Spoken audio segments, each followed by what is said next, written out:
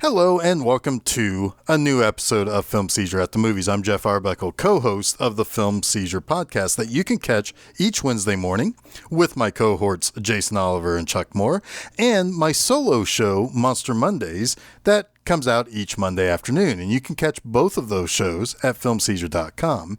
This time around, I'm going to dream that we've traveled back in time to the mod 60s of London and Edgar Wright's new fantasy thriller, Last Night in Soho. Now, let me start with talking about how much I truly appreciate Edgar Wright's past works. In particular, Shaun of the Dead, that re-energized a light-hearted corner of horror, but still delivered an emotional punch at the end, and Scott Pilgrim vs. the World, which I think is definitely one of the most unique and interesting looking comic book adaptations maybe ever. Shaun of the Dead was a close collaboration with comedians Simon Pegg and Nick Frost, and featured quirky characters who were a bit of, the kind of early 20s, mid-20s slacker, dealing with a bit of an over-the-top scenario. The jokes were often a little bit more deadpan in delivery with the occasional slapstick moment. It's a very well-balanced comedy and surprisingly heartfelt in its earnest look at how these normal Joes would deal with something like the zombie apocalypse. And they followed that up with two more movies as a trio with the incredibly funny action flick Hot Fuzz and The World's End. Scott Pilgrim, though, that's a whole other layer of something to me. I loved the Scott Pilgrim series of video game and manga inspired comics from writer and artist Brian Lee O'Malley because it spoke to a specific time in a lot of young men's lives, particularly in the Gen X space, in which we were slackers and generally not great about thinking beyond ourselves. It's comedic while not entirely allowing you to completely sympathize with the lead slacker Scott and cheering him on when he begins to gain a little bit more experience and selflessness. Wright was the perfect person to bring all of that to life. Again, he uses deadpan comedy with the occasional physical humor and generally puts a visual stamp on it all, with pretty much all of his movies, with specific camera tricks and editing styles that really delivers a fast-paced and interesting movie to look at. His previous film to this one, Baby Driver, honestly, I was in the vast minority of not being a huge fan of that movie. I don't know if I was just victim of having a hard time like appreciating the lead character who was a wheelman. Basically, it was an expert driver for people pulling off heists and so forth, or if I fell victim to the hype because everybody else around me saw it before I did. I don't know, but I'd be willing to give that one another try. But if we now get to the earlier part of this year, when I started seeing trailers for Last Night in Soho, I was immediately on board. It quickly became one of my most anticipated movies for the latter part of 2021. And I may have to reveal some things about this movie that aren't huge spoilers, but they are not things that we see in the trailers. So please take that into mind if you're listening to this and you want to go into the movie completely free of anything outside the trailers. But it is important to be able to talk about some of the definite positives that this movie has to kind of talk about some of those things. So, Last Night in Soho is about a young girl, Ellie Turner, played by the incredibly sympathetic Thomasin McKenzie, who lives in the English boondocks, essentially, and aspires to be a fashion designer. And she is a bit of an interestingly odd character. You see, she was raised by her grandmother, and her mother had mental issues and committed suicide when Ellie was young. So Ellie, she sees her in the mirror often as a vision. In addition, Ellie has some sort of mild foresight powers. She knows when the mail comes that she's been accepted to the London College of Fashion before even opening the letter. Of these two things, really the former is the most important to realize and establish. The latter is just kind of an interesting quirk to this character that is given to us, but I can't really say is really as important to the plot in the long run. Now, when she arrives to the school and meets her cartoonishly bitchy roommate Jocasta, her excitement of being in the city that her mother loved starts to wane immediately. And it's important to understand that Ellie is definitely a fish out of water here. She's in a bit of a nostalgia trap. Her grandmother loved the mid-60s pop rock scene that then passed to Ellie's mother and then to Ellie when her mother was no longer around. That's important to note, and I'm going to circle back around to that concept of the nostalgia trap here in just a moment. But after a particularly rough first 24 hours in London, where she's picked on by Jocasta and her friends for being shy and from a small town and making her own clothes that are much more 60s inspired than the more modern 21st century style, Ellie decides that she needs to find her own place immediately. So she moves to the upstairs apartment of an elderly woman's building. That elderly woman, Miss Collins, is played by Diana Rigg in her final screen role, and it's a pretty darn memorable one, as it turns out. Now, Ellie feels like she's in heaven. She's in the city, in a part of town that once was a bustling part of her favorite time period. This only increases when she goes to sleep that first night and suddenly finds herself transported back to 1965 in the body of Anya Taylor-Joy's Sandy, who's an aspiring performer. Each night that Ellie goes to sleep, the more she sees what happens to Sandy as she meets a charismatic ladies' man named Jack, played by former Doctor Who Matt Smith, in a truly cold and well-played turn as just a kind of a villain from the start. Like, there's nothing about this guy that should settle you, but he's so charismatic that it works. At this point, we start to see how those dreams of becoming a star soon becomes a nightmare that starts to haunt Ellie in her dreams and even when she's awake.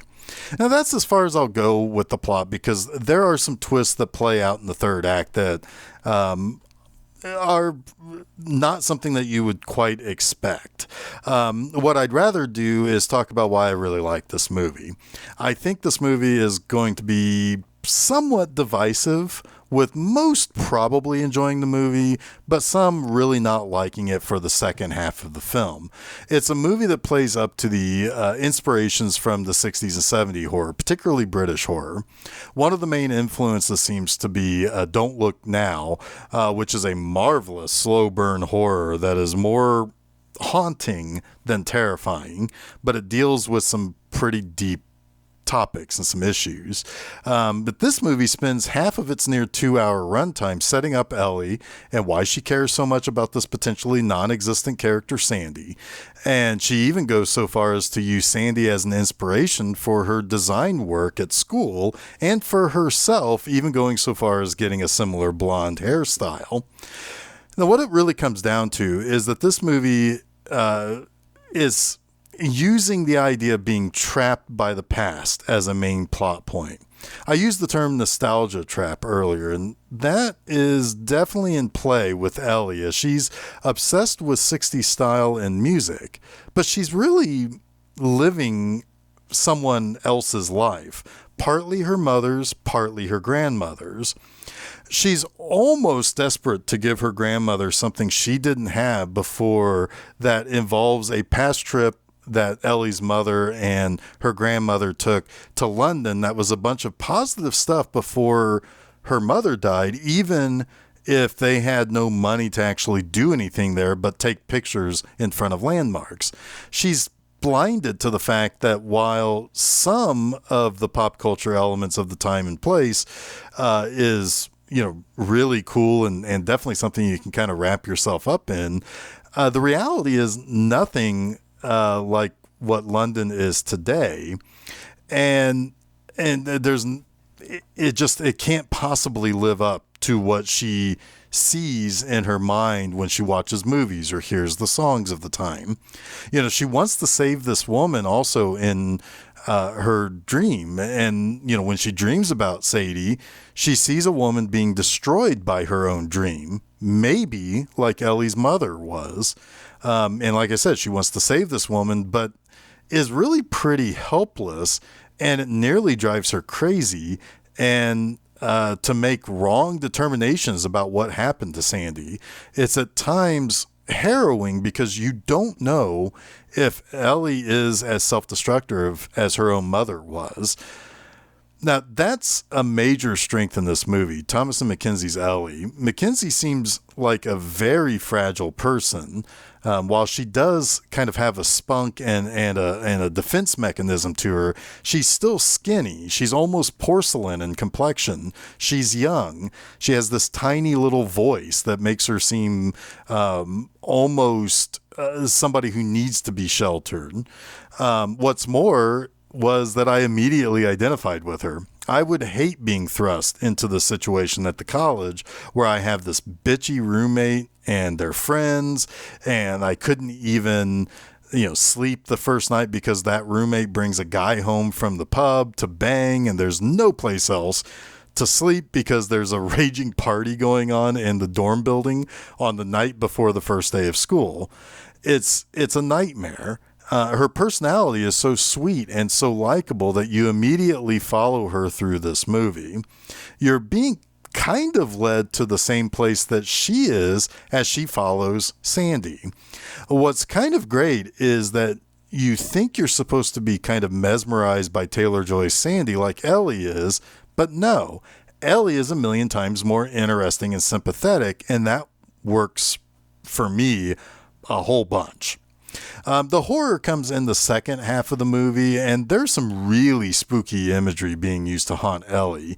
There are these specters that have no eyes, and their mouths are smoothed over like they don't have, like they don't even have an orifice there. And they follow Ellie and start to come through into her real life, and those things are really quite imposing, and the frights with that are used very well. And that's where you see that Ellie has a very real connection to the past and to people long gone. It becomes this thing that you think Ellie will never have another moment of rest again because of how this really takes over every moment of her life. So this movie just simply worked for me on a lot of levels. Between the main characters of McKenzie's Ellie and Smith's Jack being really strong presences in this film, to Terrence Stamp and Diana Rigg as elderly members of the area that have this connection to that time that Ellie is so obsessed with as well, and come across quite imposing and mysterious in their own ways. And then you have these cartoonishly and purposely thin side characters like Jocasta, Ellie's doting grandma, and Ellie's love interest, John. It's built well in a way that this movie traipses the line between reality and perception. Yes, even those thinly created characters are perceptions of what you'd think, between the horrific bitch roommate and the sickeningly sweet and likable love interest who just desperately wants to help. And it gives you this idea that these are people that you think should be a certain way, and how does that affect Ellie's decision making and her way of reality, really. But in all, I found this movie to be quite engrossing, with a cheeky sense of humor as well as some really great visuals. As the horror comes creeping into the film, it's legitimately jarring in good ways. However, all the credit should go to McKenzie. She's so engaging and so likable throughout this movie that you immediately empathize with her and stick with her all the way to the end, as she nearly devolves into a specter of herself by the time that we hit the climax. And I think it's time to put this review to bed so it can dream of the glitz and glamour of the 60s. Now, don't forget to follow Film Seizure at Facebook, Twitter, and Instagram so you can be made aware of new episodes of our various shows as they drop. But you can also follow us at podcast providers like SoundCloud, Google Podcasts, Apple Podcasts, TuneIn, Stitcher, Spotify, and Audible.